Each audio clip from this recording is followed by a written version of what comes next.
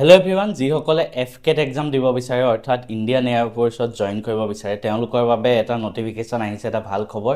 আজি এই নটিফিকেশ্যনটো আমি ডিটেইলছত ডিছকাছ কৰিম, কেনেকৈ সকলোৱে জইন কৰিব পাৰে, কি এক্সাম হ'ব, কি কোৱালিফিকেশ্যন লাগে। ভিডিঅ'টো শেষলৈকে চাওঁ আহা। তো আজি পোনপ্ৰথমে আমি আলোচনা কৰিম যে এই এফকেট এক্সামটো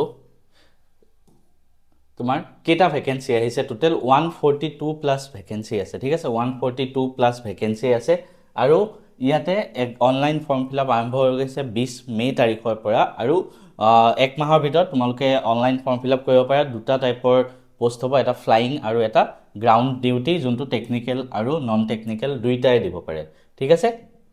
বাকী ইয়াৰে যোনটো 20 মে'ৰ পৰা ফৰ্ম ফিল আপ হ'ব বুলি ক'লোঁ আৰু লাষ্ট ডেট হ'ব 19 জুন, ঠিক আছে।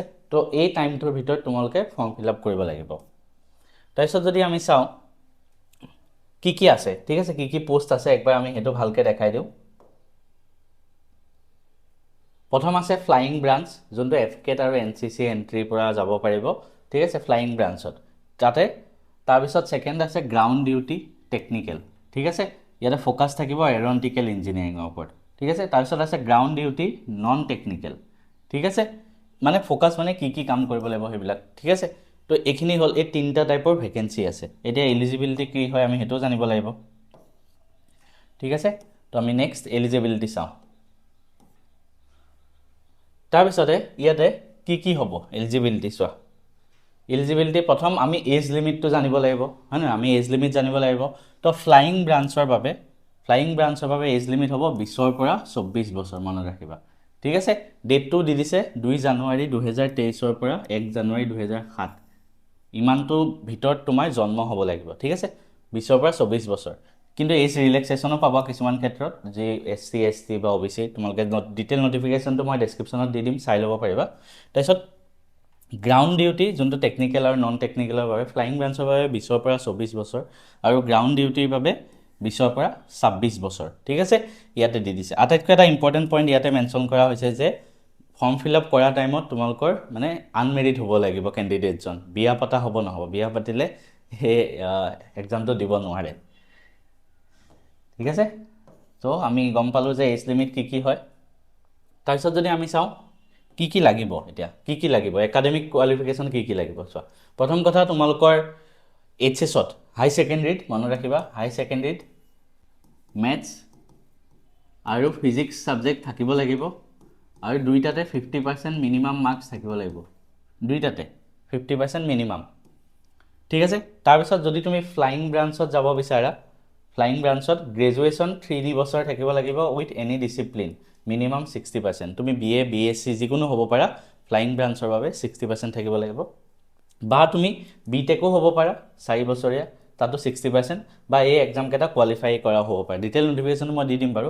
আৰু গ্ৰাউণ্ড ডিউটি টেকনিকেলৰ বাবে তোমালোকে কি লাগিব, degree in graduation or post graduation in engineering and technology with minimum 60%। সেইটোৱে ডিগ্ৰী হ'ব লাগিব তোমালোকৰ আৰু 60% থাকিব লাগিব, ঠিক আছে। এইটো হ'ল তোমালোকৰ গ্ৰাউণ্ড ডিউটি টেকনিকেলৰ বাবে। তাৰপিছত কি এক্সাম হ'ব, প্ৰথম এটা ৰিটেন টেষ্ট হ'ব, এফকেট অনলাইন এক্সামিনেশ্যন যোনটো হয় এফকেটৰ সেইটো। তাৰপিছত এটা AFSB ষ্টেজ 1 স্ক্ৰিনিং টেষ্ট হ'ব। তাৰপিছত আৰু এটা স্ক্ৰিনিং টেষ্ট হ'ব 2 নম্বৰটো, যোনটো চাইক'লজিকেল গ্ৰুপ ডিছকাশ্যন, ইণ্টাৰভিউ এইবিলাক হ'ব। আৰু লাষ্টত মেডিকেল এক্সামিনেশ্যন হ'ব, ঠিক আছে। চ' এনেকৈ হ'ব। আমি যদি চাওঁ ষ্টেজ 1 ৰিটেন এক্সামিনেশ্যন, প্ৰথম ষ্টেজটোত কি আহিব চোৱা। প্ৰথম টেষ্টটো 100 নম্বৰৰ হ'ব, মানে 100টা কুৱেশ্যন থাকিব, 300 নম্বৰৰ হ'ব, চৰি, ঠিক আছে। এটা কুৱেশ্যনত 3 নম্বৰকৈ, আৰু ভুল হ'লে নিগেটিভ আছে, কিন্তু ভুল হ'লে -1, ঠিক আছে। এইটো ফাৰ্ষ্ট টেষ্টটো আছে, 2 ঘণ্টা সময় হ'ব, য'ত কি আহিব, general awareness, verbal ability in English, numerical ability, reasoning and military aptitude test. এই 5টা ছাবজেক্ট আহিব ফাৰ্ষ্ট টেষ্টটো, ঠিক আছে। তাৰোপৰি এটা ইঞ্জিনিয়াৰিং নলেজ টেষ্ট হ'ব, যোনটো 50 কুৱেশ্যন থাকিব। তো এইকেইটা হৈ গ'ল তোমালোকৰ এফকেটৰ। মই অকণমান দেখাই দিলোঁ যে কি আহিব।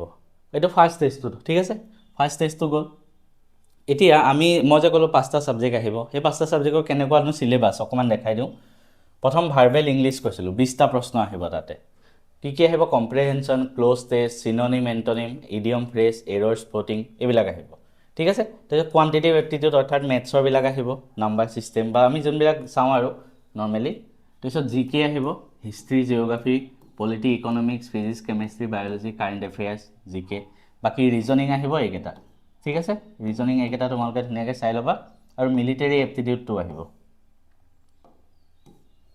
তাৰপিছতে কাট অফবিলাক মই দেখাই দিছোঁ এইবিলাক তোমালোকে কাট অফ চাব পাৰিবা মই ডেছক্ৰিপশ্যনত ডিটেইল ন'টিফিকেশ্যনটো লিংকটো দি দিম তাৰ পৰা তোমালোকে গৈ এপ্লাই কৰিব পাৰিবা